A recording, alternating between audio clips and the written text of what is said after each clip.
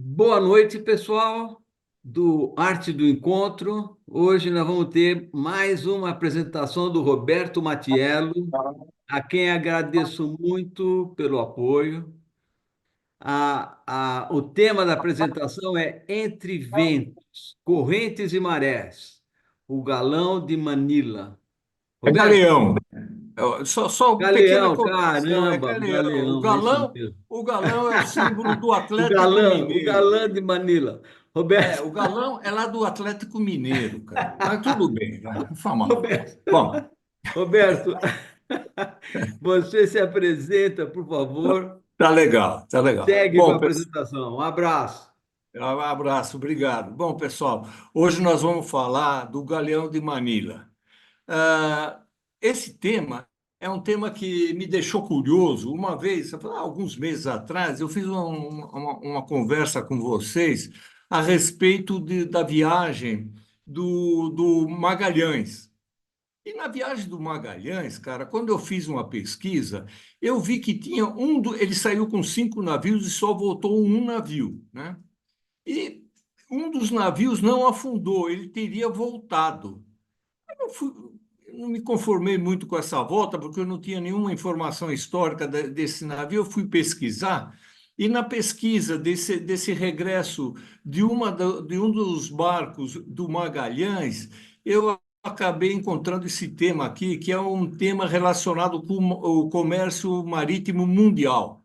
Então, eu vou falar hoje um pouquinho, né, sobre esse primeiro comércio mundial. Foi feito através de navios, porque antes o comércio com a Ásia era feito praticamente a pé. A turma saía da Europa, atravessava tudo, ia até a China, eventualmente até o Japão.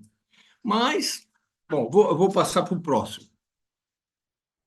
Ia passar para o próximo. Ah, é o próximo. E Então, mas quando aconteceu a conquista de Constantinopla pelos turcos, cara, interrompeu-se o caminho que o pessoal fazia lá para a Ásia, tá certo? Lá para a China, para o Japão, para aqueles países do Oriente. Isso aconteceu exatamente no início da Idade Moderna. A Idade Moderna, como vocês devem lembrar, começa exatamente com a queda de Constantinopla, que foi em 1453, e essa Idade Moderna termina com a Revolução Francesa, que foi em 1789. Então, durante esse período, houve uma mudança enorme em termos do comércio mundial. O comércio que antes era feito praticamente por duas cidades, no máximo três cidades italianas, que eram Veneza, Gênova e Pisa, né? Esse comércio passou a ser feito mais internacionalmente, especificamente, nós vamos ver daqui a pouco, por Portugal e pela Espanha. Mas aí esse comércio, com a interrupção, com a queda de Constantinopla, esse comércio começou a ser feito por via marítima, já não era mais por via terrestre, tá certo? E como eu disse para vocês, quem comandou essa nova demanda, essa nova aventura de conquista dos mercados foi a Espanha e Portugal, e foi através de rotas marítimas.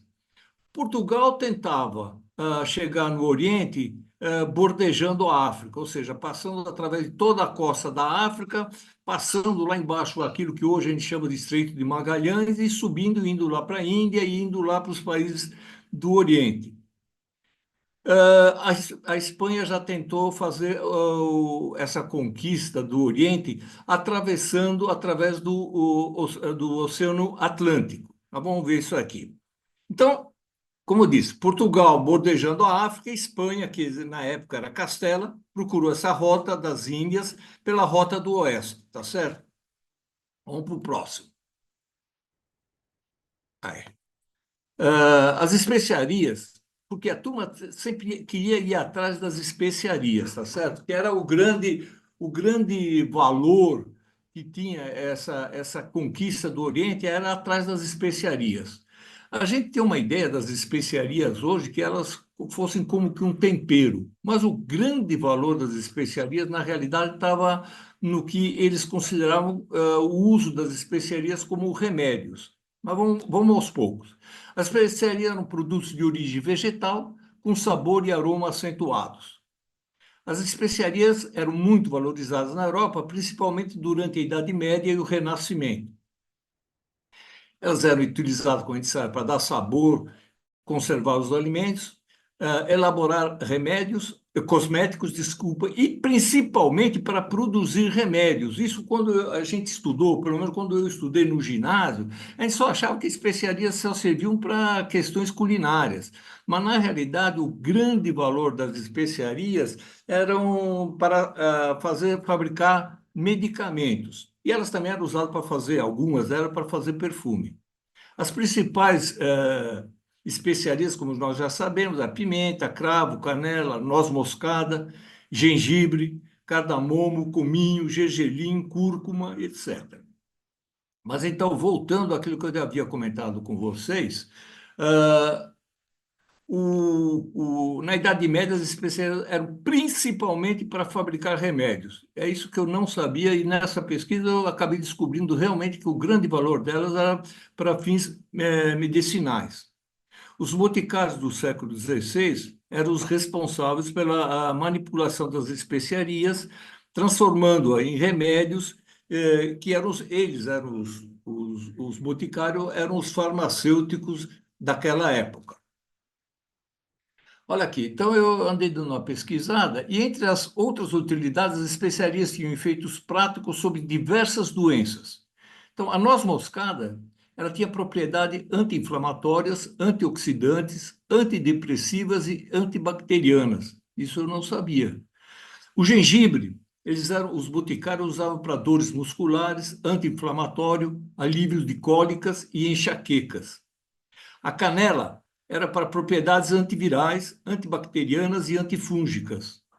Então, a gente vê, e elas realmente eram produtos muito caros. Elas não, lá na Europa, não, era difícil, não se encontrava esse tipo de produto, então eles tinham que ir realmente para a Ásia. Por isso que era extremamente longe, difícil de chegar, difícil de trazer, por isso elas eram extremamente caras, né? E houve épocas em que 100 gramas de especiarias custavam mais do que 100 gramas de ouro. Quer dizer, era um negócio absurdamente caro, era difícil, né? E pela raridade de se conseguir, elas eram extremamente caras. Então, imagina, elas chegavam a ser mais caras que o próprio ouro. As especiarias eram dadas como dotes de casamento. Então, o dote de casamento, o cara dava meio quilo de canela. Estou chutando, evidentemente.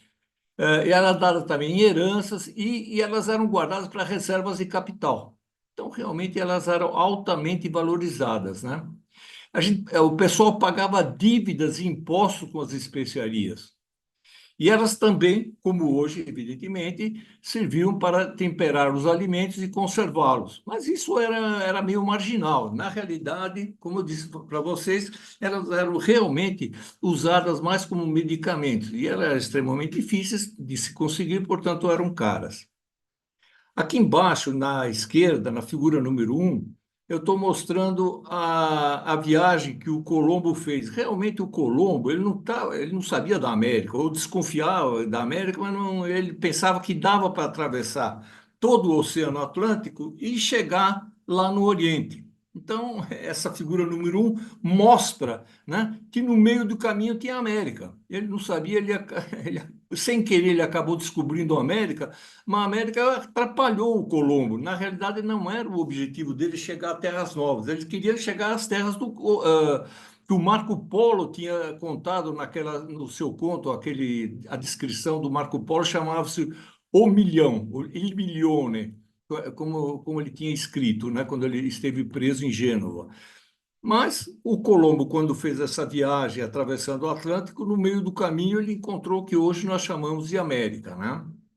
O objetivo dele era atravessar o Atlântico para chegar no lugar das especiarias que tinha sido citado pelo Marco Polo. Uma por outra. A América, então, entre aspas, atrapalhou os planos do Colombo. Então, aí estão as figuras, né? O Colombo na figura número 1, na 2, que eu deixei número 1 aí por engano, é a descoberta da América em 1492, e ele procurou, inclusive, na hora que ele descobriu a América, depois ele fez ao todo, o Colombo fez ao todo 4 viagens. E nas viagens que ele fez, além de explorar as terras que ele tinha descoberto inicialmente, ele também tentou viajar para o sul. Ele chegou no norte da América do Sul. O objetivo dele era encontrar uma passagem para o outro oceano, para o outro lado, para conseguir chegar nas Índias, mas ele não conseguiu. Na realidade, quem conseguiu descobrir o Pacífico, quem descobriu o Pacífico foi o Vasco Nunes de Balboa, né? Ele tomou a posse do mar, ele chamava de Mar del Sur, o mar do Sul, que na realidade era o Oceano Pacífico, em 1513. Ou seja, o pessoal só descobriu uma passagem entre o Atlântico e o Pacífico, que dava para o acesso às especiarias, em 1513, ou seja, 21 anos depois que a América tinha sido descoberta.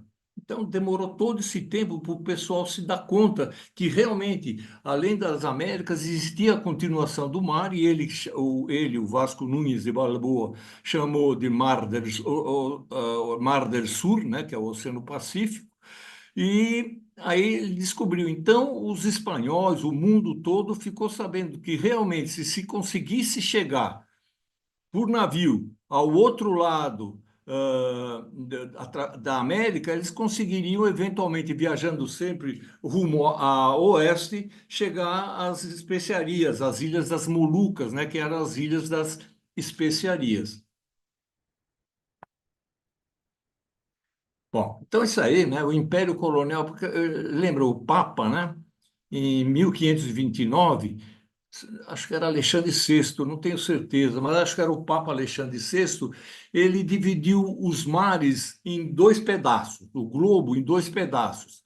As terras que fossem descobertas, onde a gente vê entre essas flechas no A, pertenceriam a Portugal. E as terras onde estão essas flechas, com o sinal B, pertenceriam à Espanha. Nós temos dois traços, né? Um traço, o da direita, é o que foi o Tratado de Tordesilhas, que foi o determinado pelo tal Papa, e depois, já, né, já não era mais o Papa que tinha feito o Tratado de Tordesilhas, outro Papa determinou, através de um tratado que foi feito entre a Espanha e Portugal, o traçado da linha que era pelo Tratado de Saragoça. Se traçou essa linha que está indicada com a flecha e o número 4, né? Onde mostrava que depois eles descobriram que realmente as Molucas não pertenceriam às terras da Espanha, pertenceriam às terras de Portugal, tá certo? Mas isso foi depois de um bom tempo, né? Enquanto isso, na figura número 1, aí em cima, a gente vê o Filipe II, que era o rei da Espanha na época, né? E rei da Espanha e do Sacro Império Romano-Germânico. Ele era. E ele tinha um monte de pessoas que faziam pesquisas, né, geográficas, para tentar descobrir quais eram as terras, quais eram as medidas, onde estavam as terras que cada um possuiriam, né? Mas depois descobriu-se, em 1529, que as Molucas ficariam para Portugal, porque elas estariam nas águas que pertenceriam a Portugal. Mas isso, depois nós vamos ver também, houve um tratado em cima disso. Quer dizer, o Portugal pagou para a Espanha para ficar com as Molucas. Mas isso a gente vai ver daqui a pouquinho. Um para o outro. Olha aí, aquilo que eu falei para vocês no começo, que me despertou o interesse por esse assunto, foi exatamente o que está mostrado nesse mapinha aí. Vamos tentar entender devagar. A gente vê na seta, com o número 1, a rota que o Magalhães fez, contornando o sul da América do Sul, né? Passou pelo chamado estreito, hoje chamado Estreito de Magalhães, né? E ele foi navegando, navegando, até chegar nas Ilhas das Especiarias, onde está Tidore, né? Ele chegou aí. Na realidade, o Magalhães morreu antes de chegar aí, mas o Elcano, que foi quem assumiu o comando da frota, né, chegou a Tidore com o navio dele e mais um navio, né? Mas eles exploraram, pegaram as especiarias, etc. Na hora de voltar, o pessoal percebeu que um dos navios, o Trinidad, que era o outro navio, não o navio não o barco do Elcano, mas o outro, né? O Trinidad não tinha condições de navegar, ele estava com um monte de cracas no casco, enfim, ele precisava de reparos. E o Elcano resolveu voltar. Ao invés de voltar pela rota que ele veio, ou seja, pelo Pacífico, ele resolveu arriscar e foi pelos mares que pertenciam a Portugal. Enquanto ele estava no mar, não tinha problema, era que a viagem era muito longa e se ele aportasse em uma das terras, por exemplo, aí na África, em qualquer terra da África ou da Índia, que pertenciam a Portugal, o navio dele seria tomado. Mesmo assim, o Elcano arriscou, passou por alguns percalços, né? Mas conseguiu voltar e deu a primeira volta ao mundo, né? Que foi a fama que recaiu em cima de Magalhães, mas quem realmente completou a viagem foi o Elcano. E o navio Trinidad ficou parado lá, se reparando, não conseguia. E o Trinidad, da Frota de Magalhães, saiu de Tidório, não seguindo o rumo de Elcano pelo ocidente, mas no sentido contrário. Ele pretendia, o pessoal pretendia voltar pelo Pacífico, pelo mesmo caminho, mais ou menos pelo mesmo caminho que eles tinham feito para chegar até as Ilhas das Especiarias. Mas na viagem rumo ao Nordeste, em busca dos ventos que o levariam à América, né, o Trinidad chegou até o grau 42 norte. Uma tremenda tempestade avariou o navio e estragou a ilusão de voltar por essa rota. Ele voltou e para Tidório novamente, e o navio foi capturado pelos portugueses. Aí foi uma desgraça, né? Todo o pessoal do navio, do Trinidad, que tinha feito essa tentativa, eles foram até o ponto 3. Está marcada a rota do Trinidad, está indicada na flechinha que em cima tem um número 3 em vermelho. E eles foram, mas os ventos, as correntezas impediram que eles fossem adiante. Eles voltaram, quando chegaram outra vez a Tidório, eles foram capturados pelos portugueses. Aí foi uma desgraça. Eles não conseguiram voltar são e salvos, né? Um para o outro. Ah, então, olha, tendo seu navio saqueado e destruído, os sobreviventes, porque quando eles voltaram, os portugueses pegaram o pessoal do Trinidad. Então, os sobreviventes do Trinidad foram forçados a trabalhar na construção de um forte para seus inimigos, os portugueses. Então, o pessoal foi capturado e foram presos e foram escravizados. Então, foram levados separadamente e por etapas para diferentes prisões na ilha de Banda, que é uma das ilhas, em Malaca, em Cochin, na Índia, etc. e tal. Então, a tripulação daquele navio do Trinidad, ela se dispersou. Parte ficou trabalhando por lá, parte morreu, parte foi voltando aos poucos, enfim. Nesse infeliz movimento, alguns marinheiros do Trinidad morreram, outros foram escravizados, alguns fugiram e não se teve mais notícia deles, e alguns poucos conseguiram, por meios diferentes, regressar para Castela. Então, a volta desse pessoal do Trinidad, aqueles que conseguiram voltar, está tracejada aí. Eles saíram de Ternate em 1522 e só chegaram, os que conseguiram chegar em Lisboa, só conseguiram chegar 4 anos depois, em 1526. A grande maioria morreu e boa parte ficou prisioneira. Poucos voltaram. Eu não consegui saber a quantidade de marinheiros do Trinidad que voltaram, mas sabe-se que foram poucos. Então, aqui, ó, nós temos pelo Tratado de Tordesilhas, o Tratado de Tordesilhas está na figura número 1 aí, tá certo? E esse tratado foi de 1494, ou seja, 2 anos depois do descobrimento da América por Colombo. Então, o tal do Papa, ele dividiu a terra, os mares, em duas partes. O que nós vemos no Ocidente pertenceria a Portugal, que a gente vê que uma parte, aquela fatia do Brasil pertenceria a Portugal, e para lá tudo pertenceria à Espanha. Em compensação, pelo Tratado de Saragoça, que a gente vê na figura número 2, esse Tratado de Saragoça já é de 1529, a gente vê exatamente o traçado dessa linha que mostra qual era a parte da Espanha e qual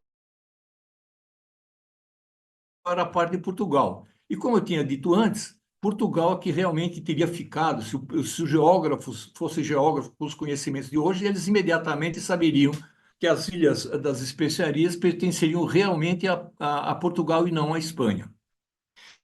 Na figura número 3, a gente vê, é azul sobre o azul, mas a gente vê que as correntes marítimas, elas fluem mais ou menos na altura do Equador, mais ou menos na altura do Equador, as correntes marítimas fluem da América em direção a onde são as Ilhas das Especiarias. Então, para ir seria fácil. O problema era o retorno. O retorno, as correntes marítimas, os ventos impediam que os navios voltassem. Foi por isso que o Trinidad não conseguiu voltar. Ele tentou voltar e não conseguiu. Ele teve que voltar para o ponto de origem, porque ele não conseguia voltar. A frota do Magalhães conseguiu ir porque as correntes e os ventos eram favoráveis, mas eles voltaram depois pelo Atlântico e não pelo Pacífico. E na figura número 4, a gente vê que em 1565, eles conseguiram finalmente o retorno, que eu vou contar a história para vocês. O retorno realmente foi difícil. Foram feitas várias tentativas para voltar pelo Pacífico. Era toda vantagem da Espanha voltar pelo Pacífico, porque ela não encostaria em nenhuma terra que pertencesse a Portugal. Eles estariam tranquilos navegando pelo Pacífico, enquanto que navegando pelo sul da África, pois estariam sempre correndo perigo de serem apanhados pelos portugueses, né? Então, aqui, ó, várias tentativas frustradas para voltar pelo Oceano Pacífico. Esse é o mapa de todas as tentativas que os espanhóis fizeram. Eles iam, atravessavam pelo Estreito de Magalhães, etc, e depois tentavam voltar. Foram 7 tentativas para voltar e todas frustradas. Aí tem o ano, eu coloquei entre circundado, aí as várias tentativas, em 527, 528, Álvaro de Saavedra, 1542, 45, Rui Lopes de Villa-Lobos, e assim por diante. Fizeram 7 tentativas e foram todas frustradas. Eles tentavam voltar mais ou menos pelo caminho que eles tinham vindo, isso é, através do Oceano Pacífico, mas eles não conseguiam voltar. Então, essa questão de eles navegarem em mares, os espanhóis navegarem por mares da Espanha, realmente eles iam bem, mas na hora de voltar era um desastre. Eles tinham que voltar arriscando a pele, arriscando tudo aquilo que eles teriam conquistado para cair no colo de Portugal, porque eles estariam navegando em mares portugueses e junto a terras portuguesas, né? Olha, finalmente, um espanhol, na época, quando ele descobriu o caminho de volta, ele já era um religioso. Chamava-se Andrés de Urdaneta, e ele descobriu o Tornaviagem, a viagem de volta, né? Em espanhol, ela ficou conhecida como Tornaviagem. Tornaviagem demorou, desde que o pessoal chegou lá e todas as tentativas, demoraram 42 anos, 42 anos para eles descobrirem a rota, uma rota segura para conseguir voltar.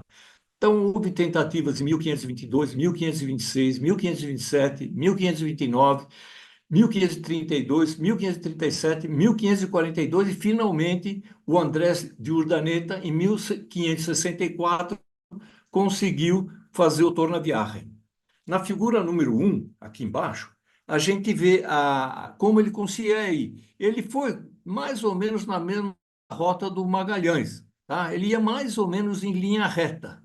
Mas para voltar, ele não conseguia voltar pela mesma rota, devido, como eu falei para vocês, aos ventos e devido às marés.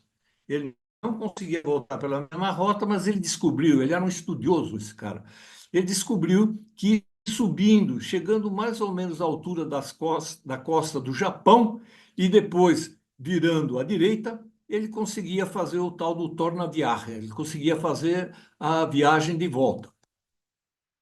A rota do torna-viagem envolvia navegar a partir das Filipinas para o norte, até aproximadamente a latitude do Japão, como eu falei para vocês, virar para leste, atravessar o Pacífico até a costa oeste da América do Norte e depois descer, quer dizer, descer em rumo ao sul, ao longo da costa até chegar no México. Ele chegava, o porto de chegada deles no México era Acapulco. Acapulco, atual Acapulco, né? E de lá, bom, depois nós vamos ver como é que eles conseguiram chegar para a Europa. Mas eles conseguiram, então, da América, atravessar o Pacífico e voltar pelo Pacífico, ou seja, eles só passavam por águas e terras pertencentes à Espanha. Essa descoberta do Urdaneta foi fundamental para viabilizar o comércio transoceânico entre a Ásia e a América. Aí eles já conseguiram, certo? Era uma viagem difícil, a ida e a volta era mais demorada, inclusive, né? Porque era mais distante, eles tinham que ir para o norte para depois virar e depois ir para o sul, né? Mas eles conseguiram essa rota e finalmente eles conseguiram fazer o comércio entre a América e o Oriente, tá certo? As Ilhas das Especiarias. E, evidentemente, como já existia uma rota entre a Espanha e o México, acabou fazendo uma interligação mundial. Mas nós vamos ver isso aos poucos. Vamos para o próximo. Só para falar um pouco do Andrés de Urdaneta, ele viveu de 1508 a 1568. Ele nasceu na Espanha, ele era basco, né? Em 1508 e morreu na cidade do México, em 1568. Foi militar, cosmógrafo, navegador, explorador e religioso agostiniano. Ele, quando ele comandou essa última viagem dele, ele foi como agostiniano, ele era um padre, mas ele também era cosmógrafo, navegador, então ele era realmente foi o Felipe II que fez questão de indicar esse camarada para fazer essa viagem, que essa viagem acabou sendo uma viagem feliz, né? Não me lembro se foi o Felipe II ou o filho dele. Bom, participou das expedições o Urdaneta, tinha já participado das expedições de Garcia Jofre, de Loaísa, Miguel Lopes de Legazpi, e alcançou fama mundial por descobrir e documentar a rota através do Oceano Pacífico das Filipinas até Acapulco. Isso que eu falei para dizer, chamava-se o Tornaviagem. Ele inaugurou a rota em 1564, descobrindo a via de regresso à Nova Espanha. Nova Espanha era um nome que o pessoal dava ao México, né? Eles não chamavam México naquela época, eles chamavam Nova Espanha, né? Então ele conseguiu regressar através do Pacífico. Então ele já tinha uma rota para saindo da Espanha, indo até a América e da América até as Ilhas das Especiarias e conseguiam voltar sempre por mares que lhes eram favoráveis, que pertenciam à Espanha. O Andrés de Urdaneta e o Tornaviagem. O Urdaneta descobriu o caminho Tornaviagem no século XVI, especificamente em 1564, ou seja, 43 anos após a viagem de Magalhães. Para vocês verem, o pessoal demorou quase meio século para conseguir voltar. Eles não conseguiram voltar devido a essas dificuldades que apresentavam as correntezas e os ventos. Eles não conseguiram voltar. Só depois de 43 anos que os espanhóis conseguiram voltar pelo Oceano Pacífico. O Tornaviagem foi uma rota marítima crucial que permitiu aos navios espanhóis retornarem das Filipinas para o México, cruzando somente o Oceano Pacífico, que era o Oceano Espanhol. A descoberta ocorreu quando Urdaneta percebeu que ele era cosmógrafo, ele era um estudioso, né? Percebeu que as correntes oceânicas e os ventos predominantes eram diferentes em diferentes altitudes, em diferentes latitudes. Então, os ventos que favoreciam a ida para as ilhas das especiarias não favoreciam para voltar. Para conseguir correntezas e ventos que ajudassem a volta, ele teve que navegar rumo ao norte até as costas do Japão e depois virar em direção à América novamente. O Daneta navegou para o norte, onde encontrou os ventos e correntes favoráveis que o levaram de volta ao continente americano. Olha aqui, esse aqui é um mapa que eu consegui, achei aí. Isso fica bem claro como que é. A gente vê a Terra, né? Esse lado da Terra, com o Oceano Pacífico. No mapa número 1, a gente vê as correntezas marítimas. E a gente vê que, mais ou menos na altura do Equador, as correntezas marítimas facilitavam realmente a viagem dos barcos, dos navios da América lá para as Filipinas. O F que eu coloquei aí é mais ou menos onde ficam as Filipinas, ficam as Filipinas, tá certo?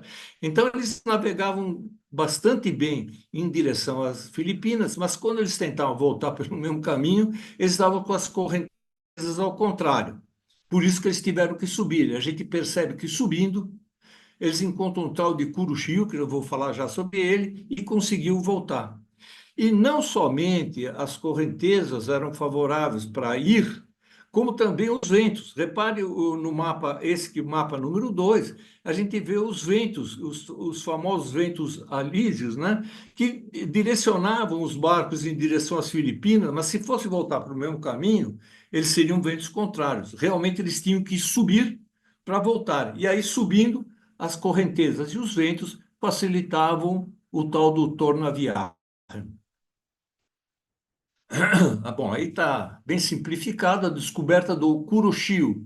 Kuroshio é a palavra japonesa, como todos nós conhecemos muito bem o japonês, a gente sabe que Kuroshio quer dizer as correntezas negras. Não sei por que eles chamaram de correntezas negras, que eram essas correntezas que facilitavam, que das costas do Japão facilitavam o regresso dos navios, dos barcos à América, né? Então, o pessoal de ter estado em Manila, ele subiu um pouco, pegavam ventos e correntezas favoráveis, chegavam às costas da América do Norte e daí desciam até o porto de Acapulco.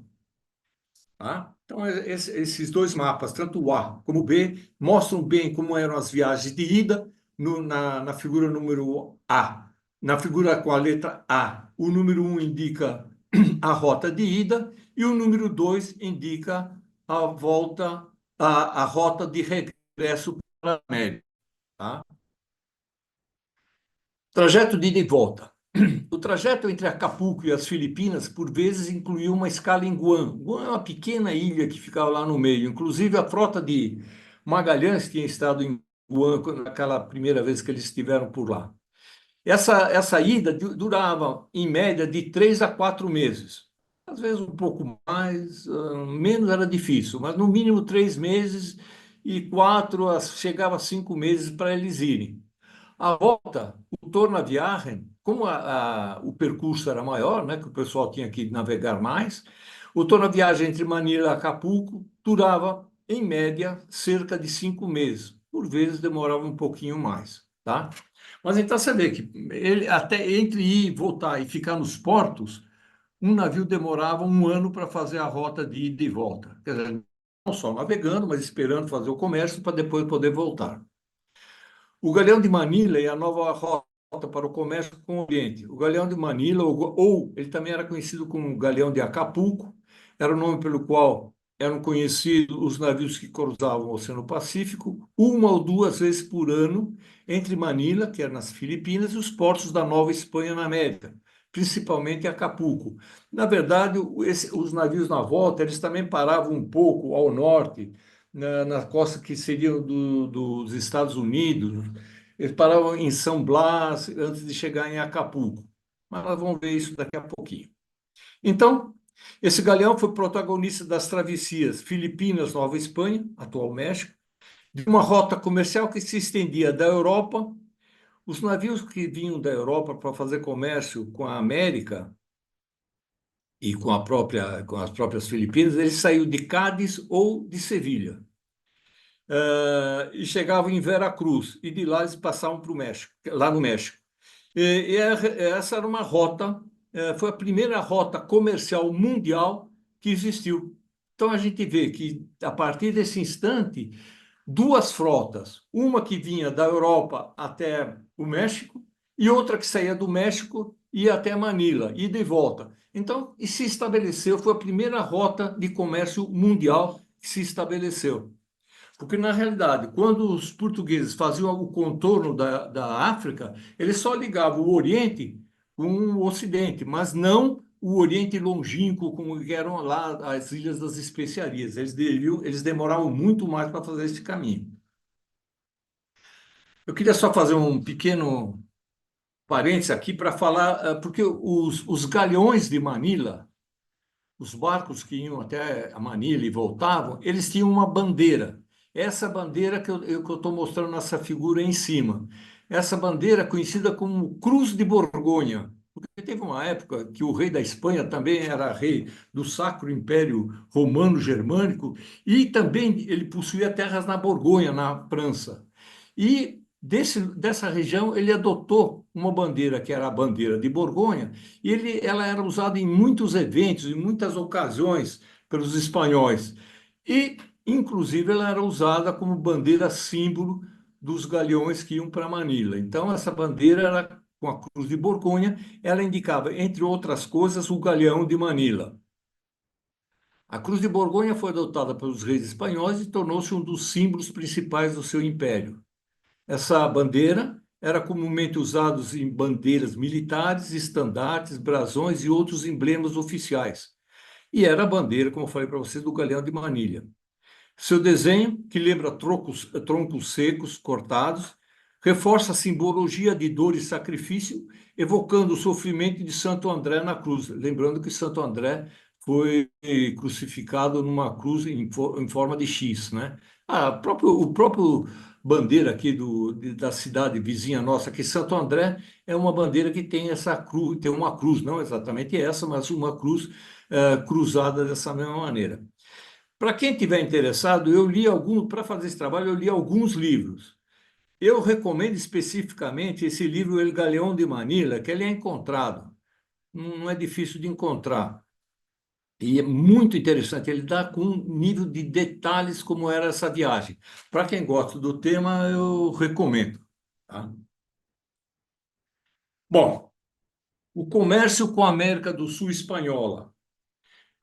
Bom, aí eu coloquei umas figuras só para preencher o espaço, né, que é uma arca aí com algumas coisas, né? E o que interessa é essa figura número 3. Na figura número 3, a gente vê as setas que estão em vermelho, são os galeões que partiam em agosto de Sevilha, lá da Espanha. Então eles vinham, chegavam em Cartagena, Cartagena de las Índias, né, porque tinha o Cartagena lá na Espanha, foi fundado pelos cartagineses, mas essa é outra história. Mas os navios que saíam lá da Espanha, de Sevilha, eles chegavam até Cartagena, eles depositavam as mercadorias que eles traziam lá da Espanha e recolhiam as mercadorias da América, os tesouros da América, que se concentravam na cidade, como eu disse para vocês, de Cartagena. Cartagena também, ela, ela recolhia principalmente produtos valiosos da América do Sul, que também era espanhola. Eles tinham conexão com hoje a atual Valparaíso, que pertence ao Chile hoje, né? Mas pertencia à Espanha. Os navios faziam Callao do Peru até Valparaíso e de Callao eles iam até Cartagena. Eles transportavam principalmente os tesouros, principalmente prata, que vinha da América do Sul, de Potosí, nós vamos ver daqui a pouco. Então, eles recolhiam principalmente prata, levavam até Cartagena. E essa prata era distribuída, parte voltava para a Espanha e parte ia lá para o México, para Acapulco, porque a prata era muito valorizada no Oriente. Nós vamos ver daqui a pouco. As setas verdes indicam os galeões, que era a frota que saía em abril de Sevilha. Então, tinha navios que saíam em agosto e navios que saíam em abril. E eles faziam rotas diferentes, mas todos eles acabavam chegando em Veracruz, no México, tá certo? Eles transportavam mercadorias da Europa e da América do Sul lá para o México, para a Nova Espanha. Então, essa aí, para vocês verem, era uma rota que integrava todo o comércio da América Espanhola. Os locais de comércio do Oriente. Só para vocês darem uma olhada, a prata de Potosí. Potosí era uma verdadeira montanha de prata que ficava e fica onde hoje é a Bolívia. Eu coloquei um mapa da Bolívia com as várias regiões aí na figura número 1, e está indicado numa seta na parte sul da atual Bolívia, a região está em vermelho, a parte onde era Potosí. Ele lá saía prata adoidado, e essa prata ia para todo o Império Espanhol, e eles com essa prata faziam o comércio mundial. Outro lugar que tinha muita prata era no México, que vocês podem ver aí a região onde se encontrava a prata no México, na figura número 2. Na figura número 3 é uma imagem antiga, né, de como era o Cerro de Potosí, a montanha de Potosí, o morro de Potosí, onde tinha prata adoidada. Para vocês terem uma ideia, a quantidade de prata proveniente da América Espanhola foi de cerca de 150 mil toneladas em 300 anos. De 1500 a 1800, os espanhóis recolheram cerca de 150 mil toneladas de prata. Que é um absurdo, né? Esses números representaram cerca de 80% da produção mundial de prata nesse período. Ou seja, quem era o dono da prata, quem realmente tinha o dinheiro, era o pessoal da Espanha. Tanto essa prata que vinha de Potosí, quanto a prata que vinha lá do México, pô, era praticamente 80% da produção mundial durante 300 anos. Era um absurdo, né? E como eu falei para vocês, principalmente no Oriente, não sei por que cargas d'água, acho que a prata era mais rara que o ouro, e a prata no Oriente, durante muito tempo, ela valia mais que o próprio ouro. Essa aí seria a resposta que eu fiquei de dar o José Luiz, a saída da prata pelo Atlântico. Eu vou dar uma lidinha no texto, depois eu vou falar um pouco. Por vezes, por razões políticas ou econômicas, a prata de Potosí está marcado aqui nesse mapinha, lá em cima tem um cercadinho lá que mostra onde é a região de Potosí, né? Onde se extraía a prata aqui na América do Sul, na Bolívia, na atual Bolívia. Ela saía também pelo Oceano Atlântico, vindo pelos rios Pilcomayo, é um rio que é próximo de Potosí. Depois ela pegava o Rio Paraná e Rio da Prata. O Rio da Prata não à toa chamava-se Rio da Prata, né? Porque os índios mesmo, quando Juan Núñez, cabeça de vaca, esteve lá, ele estava atrás de tesouros, de riquezas, e os índios informaram para ele que por esse rio saía muita prata. E realmente, desde a antiguidade, a prata vinha de Potosí e acabava desembarcando, saindo lá pelo Rio da Prata, né? O rio, o nome Rio da Prata foi dado pelos exploradores espanhóis no século XVI, pois quando chegaram à região em busca de riquezas, ouviram dos indígenas histórias sobre as grandes quantidades de prata nas terras do interior, só que ficavam longe para chuchu. Acreditando que os rios levariam essa riqueza, os espanhóis chamaram o Rio de la Plata, né? Então, agora a pergunta que o Luiz me fez, não sei se foi a seguinte: como que era feito o comércio entre o Oriente e o Brasil, que seria hoje o atual Brasil? Na realidade, não existia comércio entre as Filipinas e o Brasil. Os tesouros que saíam aí pelo Rio da Prata, normalmente, eram contrabandeados. Contrabando não é uma coisa nova, é de antigamente. Então, boa parte da prata, para não ser taxada pelo governo espanhol, o pessoal desviava a prata e fazia exatamente esse caminho, fazia com que a prata saísse, fazendo o caminho do Rio Pilcomayo, Rio Paraná e Rio da Prata, e saísse pelo Atlântico.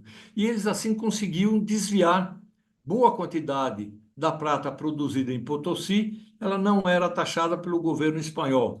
Na realidade, essa prata, a partir de 1680, quando se fundou uma cidade na frente de Buenos Aires, a Colônia de Sacramento, foi fundada em 1680, o pessoal que fazia esse contrabando de prata, porque tinha lá em Buenos Aires, existia um controle fiscal, mas o pessoal saía mais beirando o que é hoje o Uruguai, depositavam a prata lá na colônia de Sacramento e o pessoal fazia, através do caminho terrestre, traziam a prata lá para o Brasil e aí tinha os descaminhos da prata. Mas esse era o caminho que existia, teoricamente, entre o Oriente e o Brasil, era através do Oceano Atlântico, as poucas coisas que vinham, perdão, através do Oceano Pacífico, chegava no México, em Acapulco, descia até Valparaíso e de lá atravessava toda a América do Sul e através desses rios saíam aqui embaixo no sul e entrava pelaquilo que era Brasil, na realidade eram possessões de Portugal. Portugal e Espanha, a partir de 1640, eles já tinham reis diferentes. De 1580 a 1640, Espanha e Portugal eram um rei só. A partir de 1640, eles novamente, cada país era independente, tinha seu governo próprio. Mas o caminho seria exatamente isso, através dos rios Pilcomayo, Paraná e Rio da Prata. Bom, andando um pouquinho mais para frente, as riquezas do Ocidente para o Oriente. Então, o que ia do Ocidente para o Oriente? Na viagem de Acapulco para Manila, o galeão de Manila carregava principalmente prata, como eu falei para vocês. Era o principal mercadoria usado para pagar os produtos asiáticos. A prata era altamente valorizada na Ásia. Como eu falei para vocês, por vezes ela era mais valorizada do que o próprio ouro. Eles também levavam do Ocidente para o Oriente produtos agrícolas, como milho, feijão e outros alimentos que foram introduzidos nas Filipinas e em outras partes da Ásia. Evidentemente, não tinha nem milho, nem no Oriente e nem na Europa. O milho é originário aqui da América, né? Eles levavam também para o Oriente o vinho e azeite, que eram produtos espanhóis que eram valorizados nas colônias, armas e munições, destinadas às guarnições espanholas das Filipinas, artigos de ferro e ferramentas, né, para o pessoal que trabalhava lá, livros e objetos religiosos, porque o pessoal, uma das missões dos espanhóis e dos portugueses era, entre aspas, catequizar, doutrinizar, tornar católicos os povos que eles descobriram, tá? Então eles levavam muitos livros e objetos religiosos. E tecidos e roupas, incluindo roupas e outros tecidos europeus que eles levavam lá para o Oriente. Então, aí estão algumas figurinhas de algumas fotos, algumas imagens de algumas das coisas que eles levavam do Ocidente para o Oriente. A rota comercial pioneira, Acapulco, Manila, Acapulco. Os comerciantes de Acapulco e Manila compravam as suas... Isso é interessante. O pessoal, os comerciantes, tinha esses navios que iam e voltavam. Um navio saía e só voltava um ano depois. Mas os comerciantes de Acapulco e Manila, eles compravam as suas passagens, a passagem do comerciante, e também pagavam proporcionalmente pelo espaço ocupado por suas mercadorias. Então, o camarada também comprava um espaço dentro do galeão, e esse espaço ele destinava às mercadorias que os comerciantes queriam levar de um lado para o outro, né? Os galeões de transportavam uma quantidade variada de passageiros e carga, dependendo do tamanho do navio. Nós vamos ver que, ao longo do tempo, os navios cresceram 10 vezes. Esses navios foram aumentando ano a ano durante todo o período que fizeram essa rota. Em média, um galeão poderia transportar cerca de 200 pessoas, incluindo tripulantes, soldados, comerciantes e passageiros. Claro, precisava ter todo esse tipo de pessoas para fazer o comércio e para ter a segurança dos navios. Devido às doenças, em algumas viagens a mortalidade chegava a 20% dos passageiros e tripulantes. Quer dizer, então não era uma viagem de turismo, ela era uma viagem de negócio e era uma viagem perigosa. Morria muita gente. Se houvesse epidemias mais sérias ou viagens difíceis, a taxa de mortalidade poderia ser bem maior. Eu estava lendo, tem uma viagem que morreu cerca de 50% da tripulação morreu. Então, era uma coisa realmente... Valia a pena porque os produtos eram valorizados, mas era uma viagem perigosa. Só para a gente ter uma ideia, a construção dos galeões.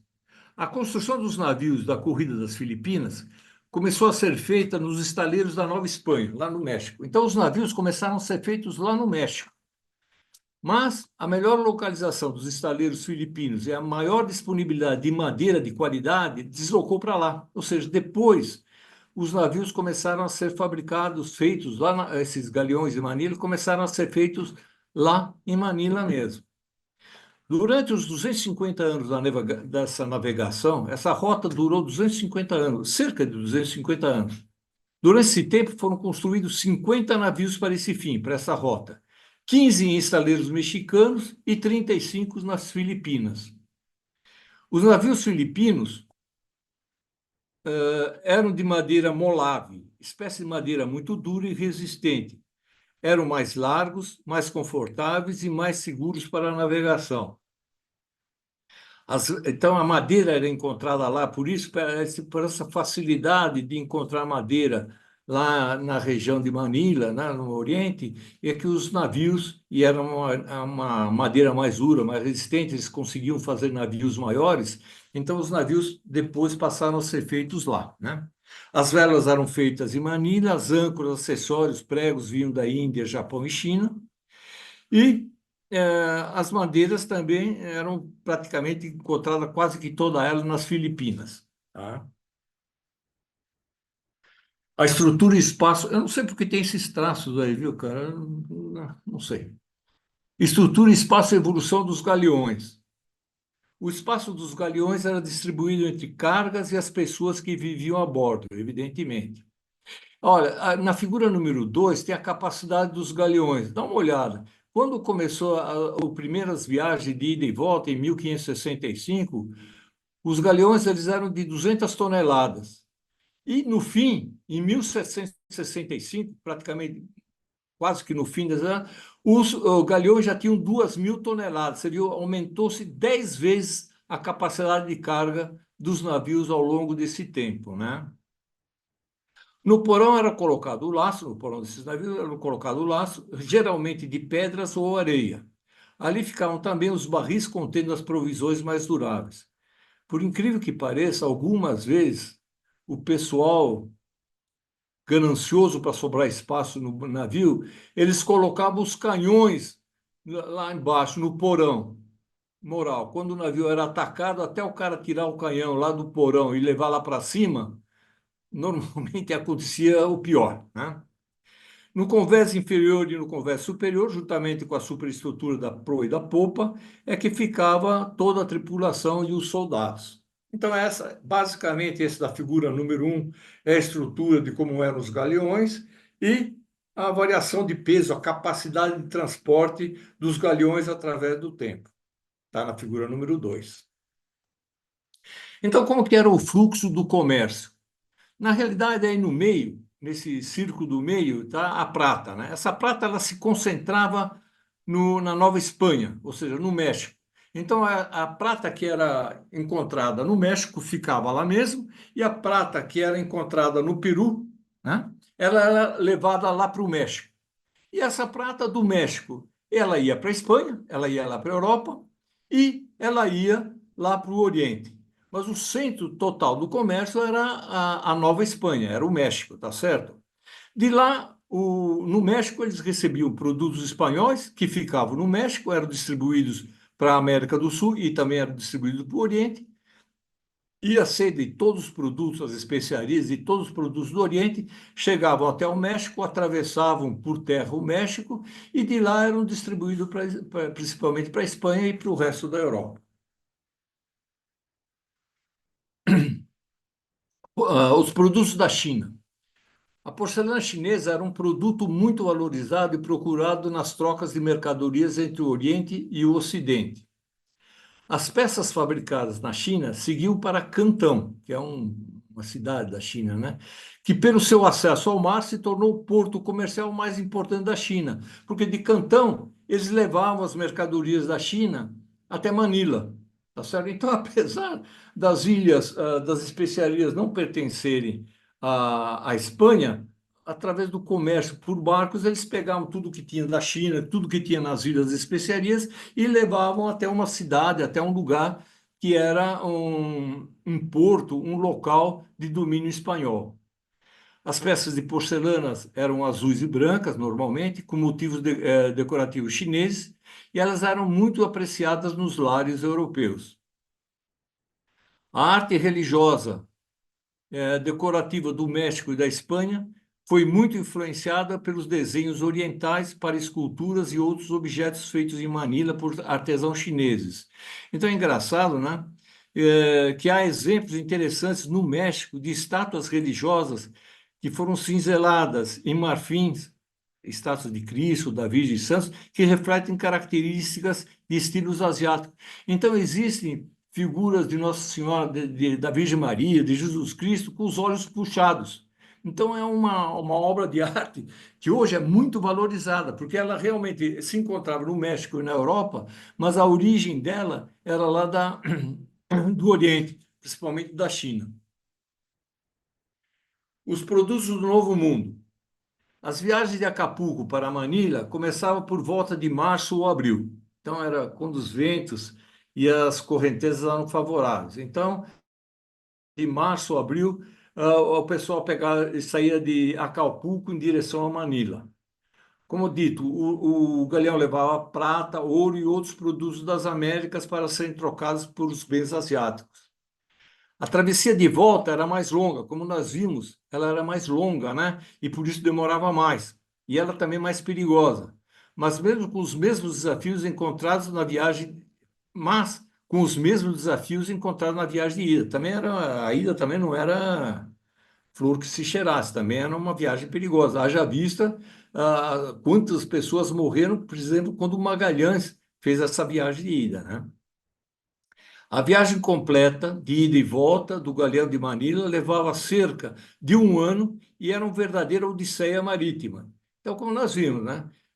Entre ida, volta e permanecer nos portos, o tempo que eles permaneciam nos portos, para desembarcar as mercadorias, fazerem o comércio, embarcarem outras mercadorias e voltarem, um galeão entre ida e volta levava praticamente um ano. O empreendimento exigia coragem, resiliência e habilidade náutica, mas proporcionava grandes recompensas econômicas. E aí, na figura número 1 e número 2, um desenho aí do galeão, e na figura número 2, o milho, batata e amendoim, tomate, que eram principalmente produtos que saíam aqui da América, América Central, do Norte e do Sul. Nessa figura, nós vemos uma série de quadrados. O quadrilátero central, que está com o número 2, era onde realmente se concentrava todo o comércio. Porque nessa parte número 2, né, que eram as Filipinas, elas recebiam sedas, ouro, joias e porcelanas chinesas. Então o pessoal saía dos portos chineses e chegava nas Filipinas desse jeito. Vinha algodão da Índia, produtos do sudoeste da Ásia, como Camboja, Ceilão, Índia e Japão, chegavam também nas Filipinas. Nas Filipinas também chegavam as especiarias, que eram no começo as tão procuradas especiarias, né? Eu coloquei uma figura das especiarias, coloquei manga. A manga também é originária lá dessa região. E chegava nas Filipinas, vindo principalmente do México, a prata, corantes, armas, sementes, objetos religiosos e produtos agrícolas, que eles vinham das Américas e também vinham da Espanha. As especiarias eram conhecidas, né, como o ouro das Índias. Agora, aqui uma coisa interessante, aqui o Galeão de Manila é uma tentação para os piratas. A frota do Galeão de Manila era formada por embarcações de até 2.000 toneladas, como nós vimos, né? Elas transportavam mercadorias valoradas entre 300 mil e 2 milhões e meio de pesos. A gente hoje não tem exatamente noção. Esses valores eu tirei daquele livro que eu falei para vocês, mas era uma coisa muito cara, né? Os galeões de Manila eram extremamente cobiçados pelos piratas. Alguns desses navios que fizeram essa travessia, eles foram pilhados realmente por piratas. Como eu falei para vocês, muitas vezes, para sobrar espaço dentro do navio, eles colocavam os canhões que serviam para defesa, eles colocavam no porão. Pô, quando aparecia um navio pirata, pô, eles tinham que tirar o canhão do porão para levar até o lugar dele. Nessa altura, os piratas já tinham feito a festa, né? Alguns números da Rota Manila-Acapulco. Durante o período em que operava, estima-se que aproximadamente 30 galeões afundaram, por várias razões, incluindo tempestade, naufrágios e outros desastres naturais. Naturais da natureza, né? Não que fosse natural.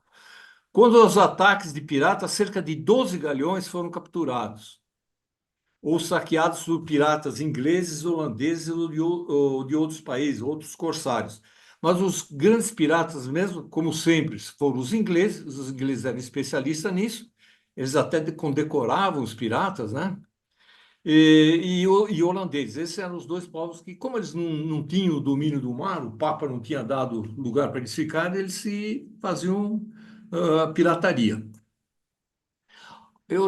Nessa pesquisa que eu fiz, alguns dos galeões que foram capturados, afundados por piratas foram o Santana, em 1587, foi capturado pelo corsário inglês Thomas Cavendish. Nuestra Senhora de la Concepción, em 1638, foi capturado aí por um corsário holandês. O San Diego, em 1600, foi afundado após um confronto com corsários holandeses, Oliver van Noort. Ninguém ficou com as riquezas, o navio afundou. O São Felipe, em 1589, foi capturado por corsários ingleses. Não há um número exato de quantos galeões foram capturados ou afundados, mas esses navios estiveram sob constante ameaça durante todas as suas longas travessias pelo Pacífico. Sempre o pessoal tentava se esquivar, tentava fugir dos tais dos piratas. Como que era uma viagem do Galeão de Manila? As viagens do Galeão de Manila eram longas e cheias de desafios. Como eu falei para vocês, pô, chegava uma viagem de volta, era tipo 6 meses. Imagina ficar 6 meses dentro de um espaço de um galeão, né? Então, eles partiam de Manila, os galeões eram carregados com sedas, porcelanas, especiarias e outras mercadorias valiosas vindo da China e do Sudeste Asiático. A saída dos galeões geralmente ocorria entre junho e julho, aproveitando as monções favoráveis. As monções eram os ventos e as correntezas favoráveis. Eram 12 os galeões, como eu já falei para vocês, que faziam a rota. Enquanto um fazia a rota de Manila a Acapulco, o outro fazia Acapulco-Manila. Os marinheiros, os passageiros, enfrentavam um baita de um tédio e doenças constantes e constantes ameaças de tempestades e de ataque dos piratas, né? Aquilo que nós vimos. Os galeões navegavam num vasto trecho de mar, onde passavam meses sem ver terra. Então, imagina, era um espaço exíguo para 200 e tantas pessoas, eles tinham que conviver durante meses naquele espaço ali e não tinham muito o que fazer. A chegada, após 4 a 6 meses de viagem, os galeões finalmente chegavam ao porto de destino. Na chegada dos galeões, a cidade se transformava, tanto lá em Manila quanto em Acapulco. Centenas de comerciantes se reuniam para comprar e vender as mercadorias exóticas que eram trazidas pelos galeões de Manila. Então era uma festa. Realmente, quando chegava o navio vindo do Ocidente ou do Oriente, no porto, tudo quanto era mercador se reunia para fazer os seus negócios, né? O contrabando. Isso não é coisa moderna, antigamente existia e muito. Nos galeões de Manila, o carregamento dos navios sempre, era muito maior do que o declarado oficialmente. Porque o declarado oficialmente tinha que pagar impostos para o rei da Espanha. O que não era declarado, passavam com muamba sem pagar, né? O transporte ilegal, por vezes, era 3 vezes maior que o declarado. Vocês imaginarem o tamanho do contrabando que era feito nessa época. Isso ocorria devido aos produtos transportados legalmente pagarem impostos à coroa da Espanha, enquanto que os produtos transportados ilegalmente, esse só entre aspas, evidentemente, pagavam a propina ao capitão e aos fiscais do navio. Então, pô, eles tinham toda a vantagem de dar uma por baixo para os capitães e para os fiscais e transportarem aquilo, né? O lucro do comércio do galeão era estimado em cerca de 300% do valor das mercadorias. Então, era algo extremamente favorável. Realmente era um comércio que valia muito a pena, valia a pena o risco que eles corriam durante todas essas viagens, né? O desembarque ilegal das mercadorias. Isso que era um dos pontos interessantes, porque os navios, eles um pouquinho antes de chegar no Porto de Manila, eles paravam ou barcos chegavam próximo ao navio e pegavam as muambas e transportavam por baixo do pano para a fiscalização não pegar. E a mesma coisa acontecia na volta. Antes do navio chegar em Acapulco, ele parava em alguns pontos da costa da América do Norte e do próprio México ao norte, né? E esses navios pegavam as muambas e desembarcavam.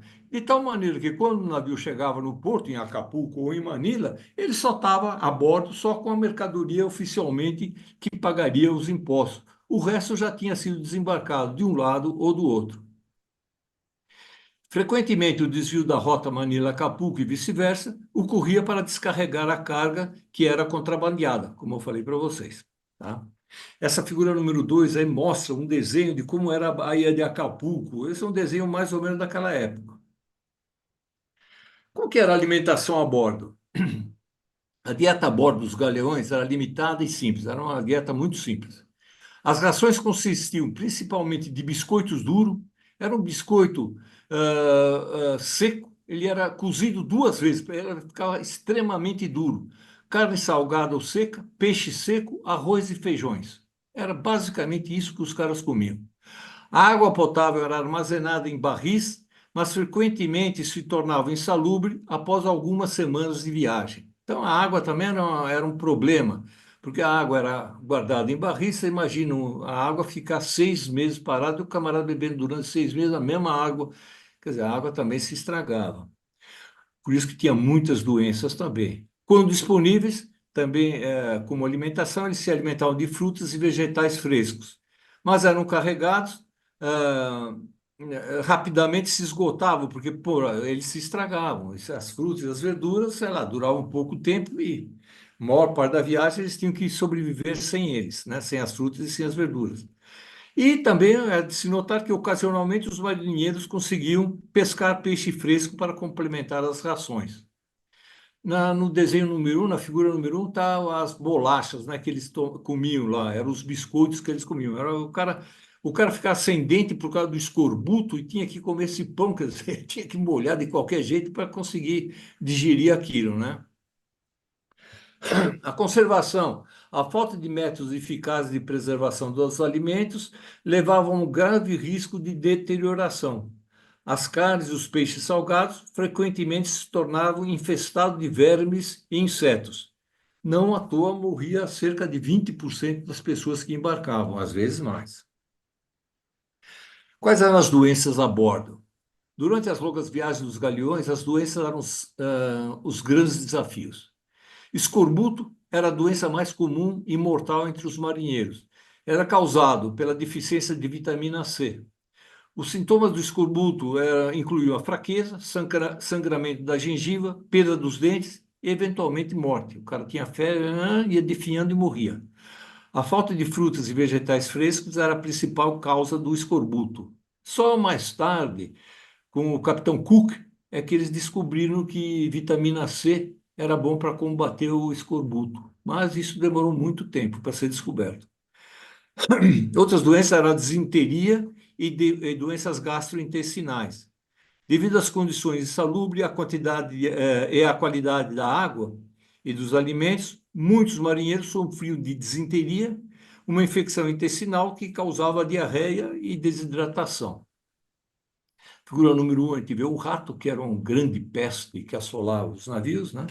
Outras doenças gastrointestinais eram comuns, muitas vezes resultado do consumo de alimentos estragados ou contaminados.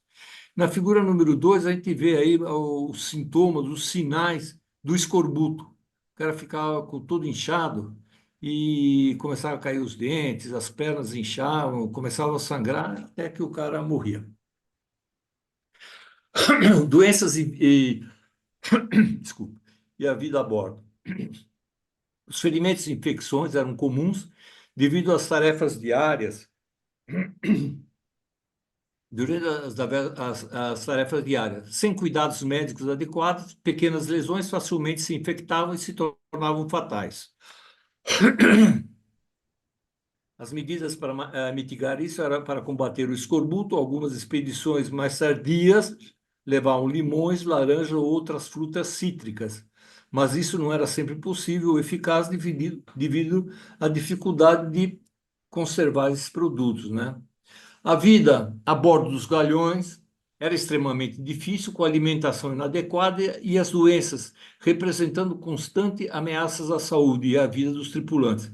Como que o pessoal se distraía? Eles conversavam, contavam história, liam em voz alta, principalmente para os colegas que não sabiam ler, que era a grande maioria, pescavam, cantavam, então eles não tinham muita coisa que fazer, né? Eles tinham principalmente jogos de dados e baralhos, muitas vezes esses jogos de dados e baralho criavam confusões, brigas, e a pessoa até morria, se não morria por doença, morria pelas brigas. E eles tocavam música, guitarras, trombetas e flautas. Era assim que o pessoal, nas horas vagas, se distraía.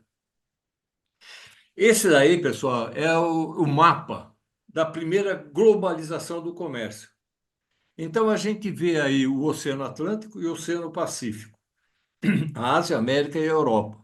Então, a gente vê que saía de Cádiz, principalmente de Cádiz, mas de Sevilha também, a chamada Frota das Índias, era uma frota que ia até a América. Ela chegava em Cuba e de lá ele ia para a cidade de Veracruz, no México, né?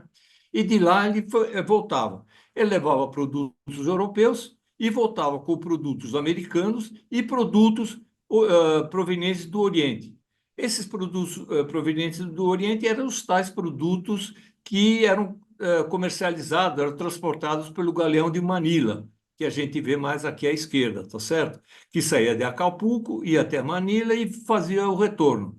E aí não está mostrado, mas também tinham navios que vinham da América do Sul, de Valparaíso e do porto do Peru, de Callao, eles iam até lá em cima, tá certo? Principalmente na costa da atual Colômbia, tá certo? E eles aí faziam esse comércio. Então, esse foi a primeira vez que houve um comércio mundial. Porque aí os produtos do mundo inteiro, da Ásia, da América e da Europa, quando a gente fala Europa, também é África, porque o comércio com a África já era difundido desde sempre, tá certo? Desde a antiguidade. Então, essa foi a primeira globalização do comércio. Foi graças ao galeão, chamado Galeão de Manila, que se fez a primeira globalização mundial do comércio. Real de A8, esse é interessante, essa moeda. O real de A8, também conhecido como peso de ocho, era uma moeda de prata usada pela Espanha a partir do final do século XV até o século XIX. Ela durou muito tempo. A moeda foi amplamente usada nas colônias espanholas e tornou-se a primeira moeda de comércio global. Era o dólar de antigamente. Ela era chamada Real de Ocho, porque valia 8 reales. Então, essa moeda valia 8 reais. Por isso que era Real de Ocho, de a ocho. E foi cunhada em prata, extraída, evidentemente, das colônias espanholas da América, especialmente do Potosí. Essa moeda teve grande importância no comércio internacional, sendo usada em transações em muitas regiões do mundo, desde a América até a Ásia. Então, se ia na Ásia, essa moeda era válida. Na América, essa moeda era válida. Evidentemente, na Espanha e na Europa, a moeda era válida. Era o tal do dólar daquela época.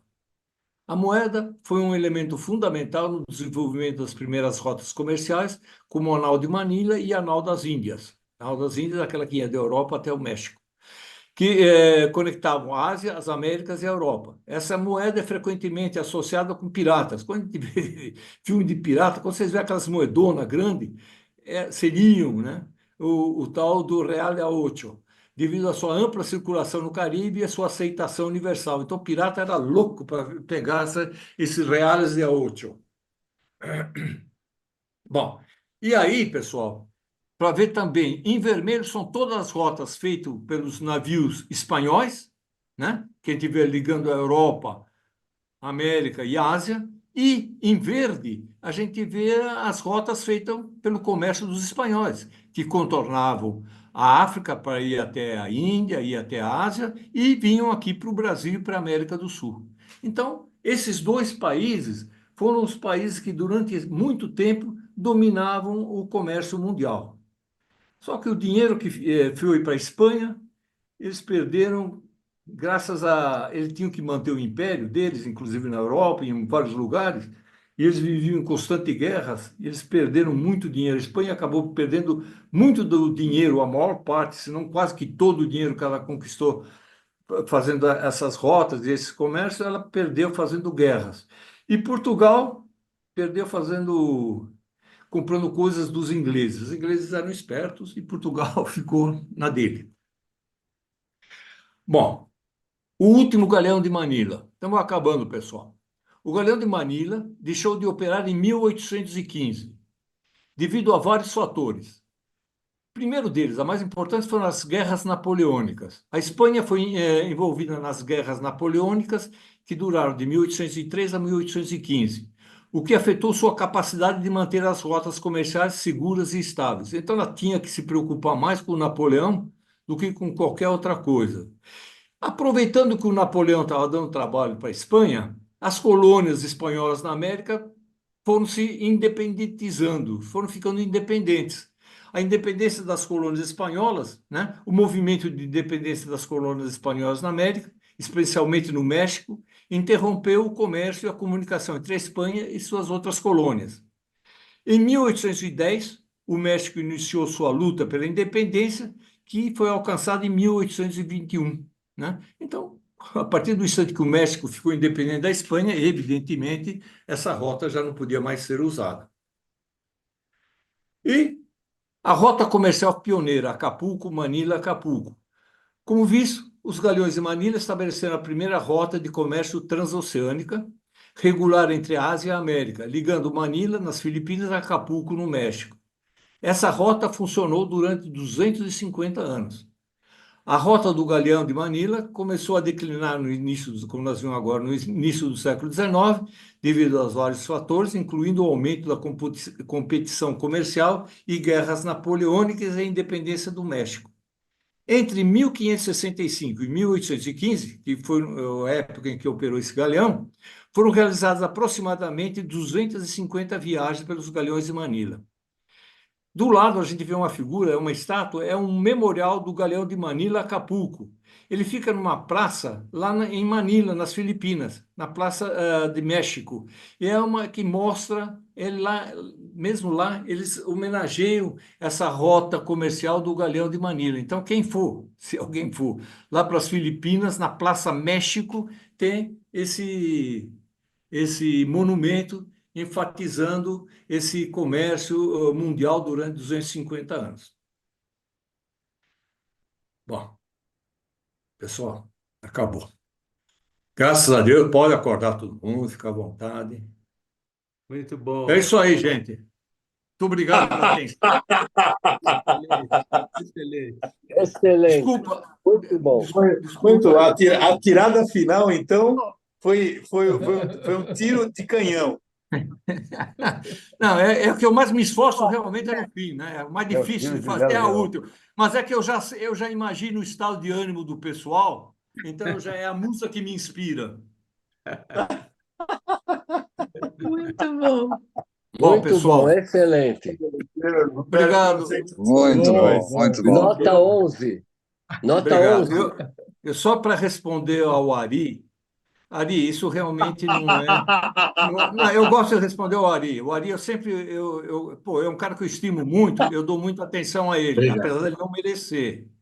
Mas Obrigado, ele perguntou se esse tema era um tema de arte. E a Lúcia, com o seu juízo, com sua inteligência brilhante, falou que não é arte, mas é cultura. Então, esse programa, esse nosso encontro, não é só de arte, mas também é de cultura. Viu, Ari? E olha, e Tá hoje eu bom. fiquei aqui Obrigado. batendo essa bola toda aqui, hein? Bom, Obrigado. pessoal, obrigado aí pela atenção. Fala pro Ari que Parabéns, o Roberto. artista é você.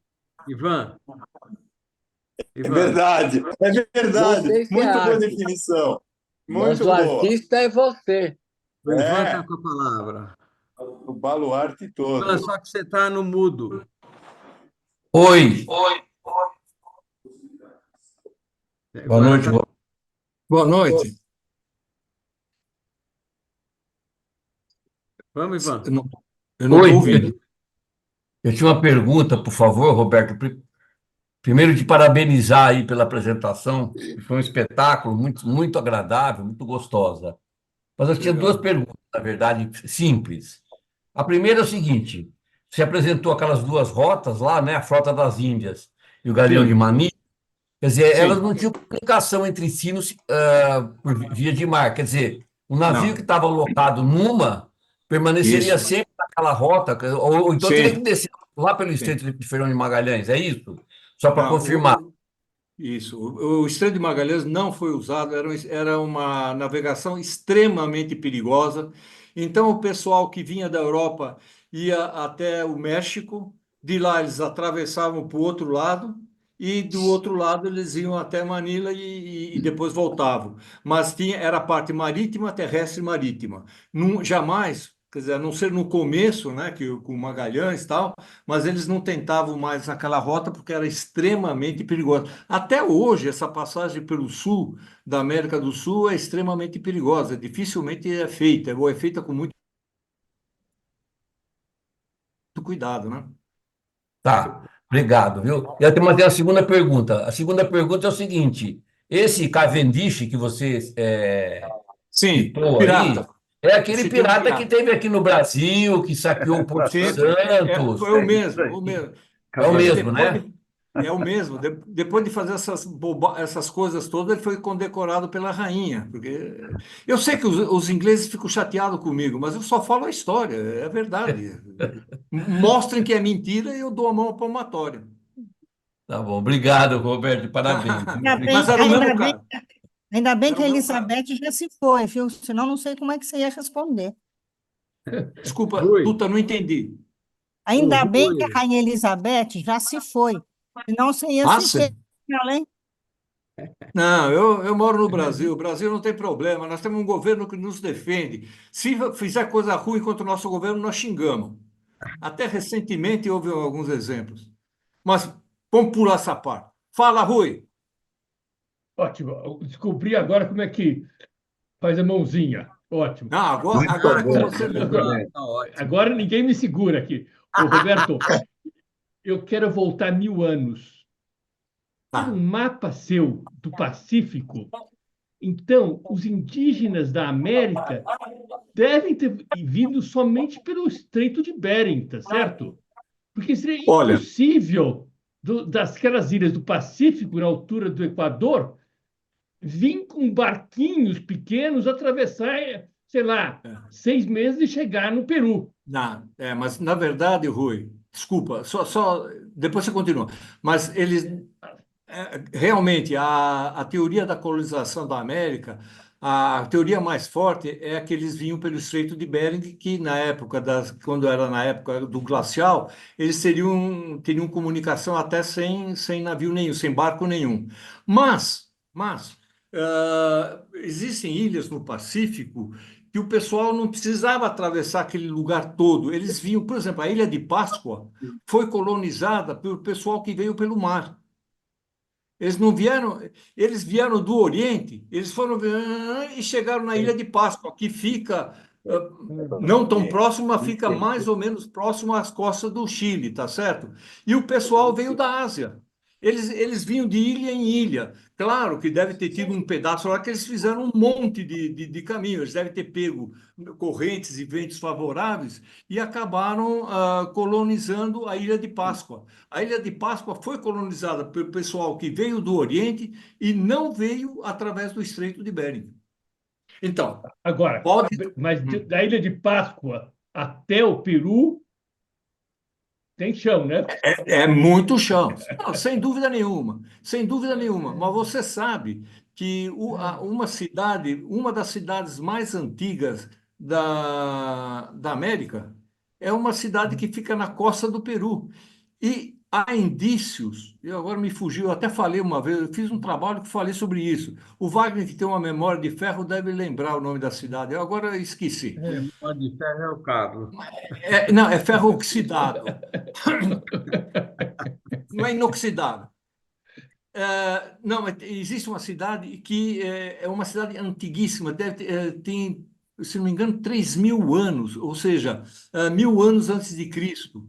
E ela já era uma cidade grande, nas costas do Peru, tá certo? E uma das hipóteses é que ela tenha sido colonizada, tenha sido fundada por pessoal que veio dessas ilhas do Tá. Pacífico. Tanto que teve aquele camarada fez a volta ao contrário. O Thor Neanderthal, ele saiu do É, Peru e chegou até. é. Só que ele aproveitou as Outra correntes corrente. favoráveis, né? É, Ele aproveitou as correntes favoráveis. Eu não sei, esse é. pessoal que veio, que jeito veio, se é que veio, né? É isso aí. Mas qual é a outra pergunta, Rui? Não, era só essa. Tá bom, então. Agora, Legal. Manaus. Está no mudo, Manaus. Está no mudo. Manaus, põe som. Você está Tá sem no som. mudo.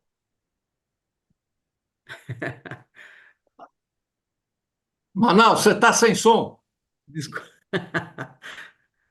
Descobre aí, ó, teu microfone. O próximo aperfeiçoamento meu vai ser ler a língua dos mudos, cara. Já se Agora, você compartilhar aqui, eu acho um que passo está por vez, viu, faltando, Ari? viu? Roberto, você precisa Pô, ter um Manaus. pouco de.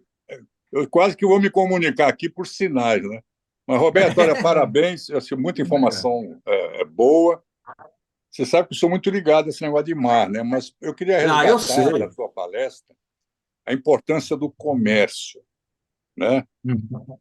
A gente que trabalha planejamento, essa coisa, a gente é comum dizer que comércio é um negócio que é caudal no desenvolvimento urbano, humano.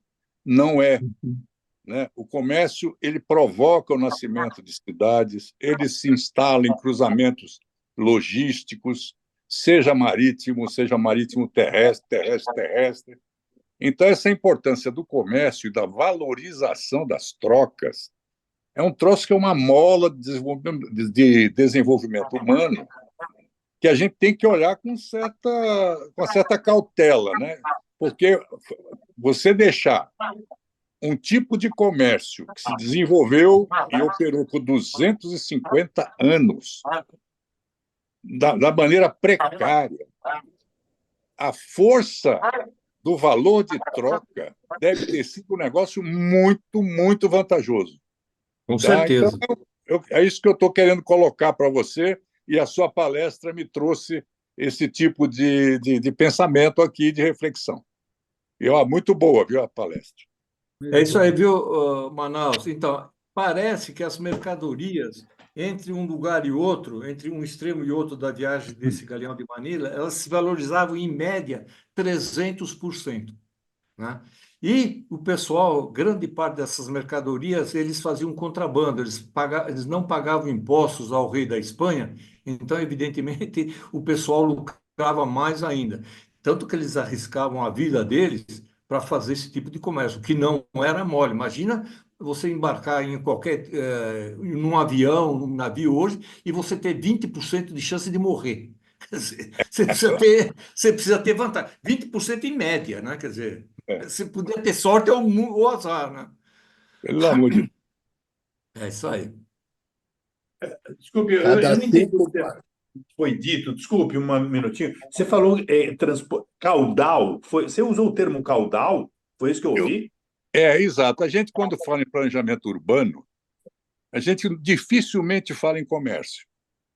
Tá? Nós falamos na valorização imobiliária, nos problemas sociais de localização, de favelas, e da periferia, do centro, etc. E a gente, quando planeja uma rede de transporte, a gente fala em transporte, aplica lá os modelos, carregamentos, etc. e tal. Mas quando você fala em comércio no meio do planejamento urbano, isso é praticamente nula a abordagem. Então, eu participo do núcleo de Regional, estudos na Manaus. Associação Comercial. Oi? É Estão mais me ouvindo? regional, o efeito é regional. Claro que você tem os locais, os entrepostos que ficam nas cidades, nas vilas, né? Mas tem um efeito regional, né? De movimentação de longa distância. O Mas, Weber urbano, Wagner, intramuros aqui da cidade, é isso que eu ia falar. Eu estou num grupo de planejamento dentro da Associação Comercial de São Paulo. é. E lá a gente está levando os urbanistas, os planejadores. Eu participei de 2, 3 planos diretores, pô. E eu sei que a gente fica lá arriscando. Eu estou falando de desenvolvimento urbano, né? E Uhum. aí, na parte da discussão urbana, os subcentros, que a gente fica dizendo, não, precisamos renuclear a cidade, os subcentros. E aí, em contato com o urbanista peruano, ele veio para. Eu estava no Peru, ele veio para cá. Aí ele voltou e falou: Porra, Manaus, você falou que São Paulo é uma cidade normal, que tem muitos problemas. Ele ficou impressionado com a nucleação do comércio em São Paulo e dos subcentros estabelecidos em torno, por exemplo, de padarias. Todos os serviços que você precisa ter a pé, você começa a ter uma aglomeração comercial e de serviços. E esses subcentros, apesar dos discursos, dos planos, eles se estabelecem de maneira muito centrada no olho do comerciante, né, que vai lá porque tem expectativa de resultado. Então, esse tipo de tendência de localização, ele naturalmente ele estrutura subcentros na cidade. Tá? Então, essa abordagem, Wagner, eu concordo que na lógica regional, dos corredores de transporte, dos corredores que vão da soja, que vem lá do Mato Grosso, vai para Santos, vai para Itacoatiara, isso aí, tudo bem, mas nós estamos estudando eixos logísticos. Eu estou falando da aglomeração urbana. Por exemplo, o Roberto colocou que quando chegava o tal do navio, que não era só de passageiro turístico, era um navio comercial, a cidade mudava. A cidade sofria o impacto na hora, né? Então, esse tipo de coisa está meio mal abordado, eu acho, nas discussões de urbanismo, principalmente. Ok. Viu, Manaus? De verdade. As cidades, tanto em Manila quanto em Acapulco, a cidade era um aglomerado 2 vezes por ano. É quando chegava o navio, ficava um tempinho fazendo comércio, e depois cada um voltava para o seu canto e a cidade continuava naquele marasmo, esperava o próximo navio, né? Mas enquanto isso, não tinha grande desenvolvimento. Agora, lá em Manila, o Manila era um centro, porque vinha gente, realmente não para ficar, mas para comercializar, vinha gente de tudo quanto era lugar. Vinha gente da Índia, vinha gente da China, vinha, enfim, de todo o Oriente, do Japão, se concentravam lá para fazer o comércio com esse tal do galeão, né? Era um hub logístico, né? Manila. Exatamente, é o hub logístico. E, Roberto, eu queria falar um pouquinho aí, Fala. a carreira das Índias que os portugueses estabeleceram, acho que antecede essa Rota do Galeão, né? Ele, Sim, ele, ele tem todo aquele retrospecto lá das descobertas ao longo da costa africana, né? E quando eles sim. chegam lá, o Vasco da Gama chega, ele mantém essa rota, né? E ela vai praticamente até o século XIX mesmo, né? A carreira É, tem um volume bom, eu vou passar depois para o Wagner, hein? Chama Carreira das Índias. Ele relata realmente como você faz aí dos espanhóis, ele relata também toda a história da epopeia portuguesa, né? Que Ô, Silvio, foi aí apresentação. os Lusíadas, ela acaba sendo documentada com os Lusíadas, né? Tá? Eu vou passar para você, Wagner. Acho que é bom que Não, ilustra bem essa daí. Mas foi muito sim, bom, viu? faz com isso é só lembrando, só um minutinho, só lembrando que os Lusíadas, escrito pelo Camões, o Camões morreu em 1580, hein? Quer Não, dizer, não, eu sei, teve, não, foi teve muito chão posteriormente. depois. Não, mas ela começa quando praticamente que você tem a descobertas ao longo da costa, né? Eu vou te mandar esse documento, é Tá importante. bom. Nós, como os Legal. brasileiros e portugueses, a gente tem que falar que a primeira rota comercial global foi a portuguesa, hein? Olha, Roberto, Silvio, você é Não, não, português? é só de bairrismo, Não. português é português. Não, não, tudo bem. Não, mas só lembrando, quer dizer, sem preconceito nem nada, mas na realidade o comércio feito pela Espanha era um comércio mais rico, porque a Espanha tinha prata. Hum. E o Brasil só teve ouro lá por 1700 e tanto, 1750. mais ou menos por essa altura. E aí, nessa época, já tinha se desenvolvido. Aí, Portugal teve muito dinheiro, e todo esse dinheiro que o Portugal arrecadou com as minas de ouro de Minas Gerais, ele normalmente acabou Levou pagando para a o Espanha, inglês, né? portugando a Inglaterra, o transporte da família real, enfim, uma série de outras coisas que agora não vem muito ao caso. Mas, quer dizer, sem preconceito nenhum, mas a Espanha tinha muito dinheiro, principalmente devido à prata. Vocês viram que quantidade extraordinária de prata que ela retirou, tanto da Não, Bolívia realmente quanto do México. foi maior fluxo de comércio, eu não estou discutindo isso aí. Não, Não, não, realmente. Agora, também não estou discutindo, só estou comentando. Roberto, Não. Doido. Você ilustrou um eixo de comércio, que é essa do Galeão, mais o cruzamento do Atlântico e tal. Agora, você tem alguma referência? Como foi a concorrência disso com a Rota da Seda, por exemplo, que era exatamente o transporte de mercadoria por terra para a Europa? Mas, viu, Manaus, mas o problema da Rota da Seda começou a avacalhar em 1453, que foi exatamente quando os turcos tomaram Constantinopla. Aí os turcos impediam, quer dizer, eles queriam intermediar os negócios e Ah, o turco queria ganhar mais que todo mundo, e aí inviabilizou. E, além do mais, era uma rota também difícil, apesar de parte dela ser terrestre, mas parte dela também bordejava a Índia e depois subia ali entre a Índia e a África, o Mar Vermelho, subia pelo Mar Vermelho, entrava no Egito.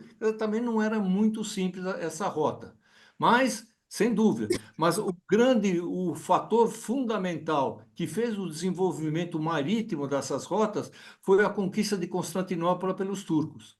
Até lá, quem dominava os mares, que teve grande, principalmente Veneza e Gênova, né, que eram que tinham um grande comércio, e eles tinham muita influência com a cidade propriamente dita de Constantinopla. Tinha bairros genoveses em Constantinopla, tinha bairros venezianos em Constantinopla. E quando os turcos tomaram conta, a coisa ficou mais difícil, né? Tuta, você ia beleza. falar alguma coisa, né? Não, eu ia É. perguntar exatamente a mesma coisa sobre as rotas da seda. Tá, ok. Muito bom. Mais alguma Queria pergunta? perguntar assim, Sim. Ô, primeiro, Roberto, Andreina, você é de oi. Pádua, só pergunta fácil, hein? Ah, não, Padova Por são favor, granotores, sinto um muito. conterrâneo não pode me dar uma punhalada pelas costas. Não, vem Por cá, favor. Roberto, parabéns pela apresentação, parabéns. Mas eu queria te saber, como é que está hoje essa rota, hein? Olha, eu não sei. Eu não sei. Realmente eu não sei. Eu acredito que o pessoal venha mais pelo Mar Vermelho. O pessoal vem mais do Oriente, subindo pelo Mar Vermelho e passando ali pelo estreito que fizeram, que os franceses e os ingleses fizeram. Eu acho que eles não, pelo menos não acredito que isso. Eu não acredito que eles não façam tanto essa rota. Penso Tá. eu. Mas, Roberto, essa rota agora, existe um cinturão mundial de navios pesqueiros e eles cruzam pelo Canal de Panamá, tá? Não, pelo Canal Então, de Panamá e ele, é, eles eu ia chamam falar Suez, de que me um fugiu o nome. cinturão, existe um cinturão mundial de transporte de mercadoria, e os outros portos são portos, digamos, que não são o que eles falam lá de hub, né? Eles são portos de alimentação só. Os principais estão nesse cinturão mundial, que passa Ah. pelo Canal de Panamá ainda, né? Olha, eu vou dar uma notícia para vocês. Como ferroviário, parece que ia sair uma rota do Brasil, atravessando o Brasil, Bolívia e Peru, e vai ter uma rota ferroviária ligando o Atlântico ao Pacífico também. Estou torcendo para que saia. Isso aí é a China que está agitando, né? É a Rota da China, ela deve ser Faz financiada parte pela das China, novas essa ferrovia. Exatamente. para a dependência do Canal do Panamá. Não tinha notícia também de um segundo canal no Panamá? Sim. Não, eu não. Não, tinha uma na Nicarágua, que eu me lembro. No Panamá, segunda no Panamá, não me lembro. Não. Ou um segundo Olha, canal para, não sei, dos Estados viu, Unidos. Tuta? Olhando o mapa, se eu fosse colombiano, eu fazia um canal mais ao sul, só atravessando pela Colômbia. Mesmo porque o Panamá pertencia à Colômbia antes. O que é hoje o estado do Panamá, a nação panamenha, era um apêndice do que é hoje a Colômbia, né? Depois os americanos fizeram alguma coisa que eu não sei exatamente como foi, e se tornou um país, entre aspas, dependente. Mas eu, se eu fosse colombiano, eu faria uma rota, pô, nem que fosse ferroviária, do Atlântico para o Pacífico, cruzando ali o norte da Colômbia. Pô, é uma concorrência maravilhosa. Eu vou dar essa sugestão para o meu amigo presidente da Colômbia. Viu, Mário, o, Mário. o canal de Panamá, o de Panamá foi o Lesseps que fez o das de Suez, que ele tinha um contrato com a Colômbia, né? Realmente. Como ele fracassou, que ele queria fazer em nível, né? Então ele não conseguiu cortar. É, Aí o contrato passou para os americanos, né? Eles fomentaram uma revolução lá e que aí o Istmo do Panamá separou da Colômbia, né? Aí eles começaram exatamente. essa Bom, história mesmo, tá? E a a, e gente a, a vê que China está estudando em Nicarágua, que tem uns lagos lá para fazer um canal É, alternativo. Então ela aproveita um esse trecho do papo, lá. é. Aí. Mário. Aquele primeiro canal do Panamá original foi ampliado. Então, o Foi segundo ampliado. canal, né, foi É, feito há pouco tempo e foi é, construído pela Odebrecht, né, sim, que fez a ampliação. Então, hoje podem passar navios bastante grandes lá do é. Panamá, porque antes estava limitado, né? Aham. a história da construção desse canal é fantástica, né? Morreu gente, barbaridade de todo mundo. É uma história bem interessante, essa história da construção do canal do Panamá, É. né? Quem sabe um dia alguém conte aí, porque é Isso, é uma legal. boa. Ok. Isso na Eu unha. Ok. queria. Pode falar. Escuta. Quer dizer para o Roberto já pegar isso na unha. Como é que Parar é? de falar. Não, se for o caso, eu falo, cara. Sabe que eu falo tudo que eu não Tem o sei, eu meu falo. apoio. Tem o meu apoio. É isso aí. Tá ótimo. Muito Fala, bom. Andreina. Peraí, Eu Andreina queria quer falar falar. com Manaus, não, eu queria falar um negócio para o Manaus. Vai. Manaus, Pode falar, Adriana.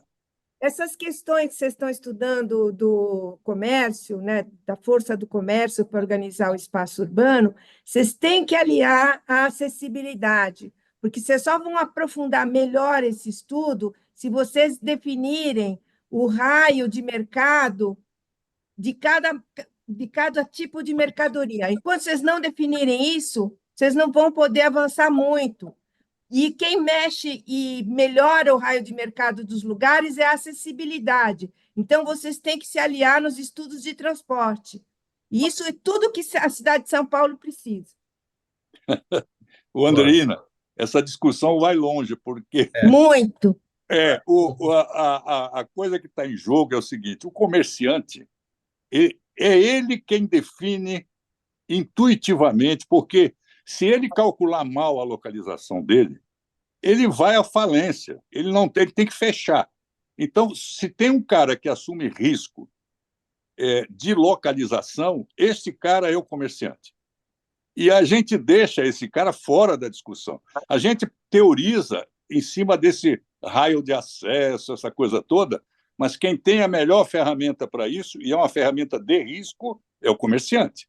Você sabe? Tá? Outro dia estavam reclamando que o comerciante está saindo do centro. É um dos assuntos vigentes na associação comercial. Está morrendo o comércio do centro. Falei, é claro, o comerciante não é burro. Tá? Ele não fica atrás da lei, do zoneamento, não, ele quer saber onde vai ganhar dinheiro. Então, valorize um pouco mais esse ator. Né? Tem uma pessoa que faz parte do nosso grupo, Tadeu Mazano, ele atua com localização de comércio, né? De É, locais de comércio. Então, é o trabalho dele. Muito bom. Bom, é legal para burro, então. olha, na semana que vem. Wagner, só é a última. Eu só quero fazer um agradecimento à presença do meu amigo Márcio dos Santos aqui, amigo de longa data, teu amigo também, grande Meu jogador de amigo. futebol, e está precisando do nosso grupo, que participe participe sempre. Muito obrigado pela presença, Márcio. Obrigado, parabéns, Jean.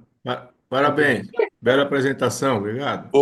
Eu queria ter um recado para o Flamínio. 2 recados para o Flamínio. Flamínio, você vai fazer uma palestra na associação. Eu vou estar lá, hein? Fisicamente não, mas vou te incomodar lá. E outra é o seguinte, eu ganhei uma...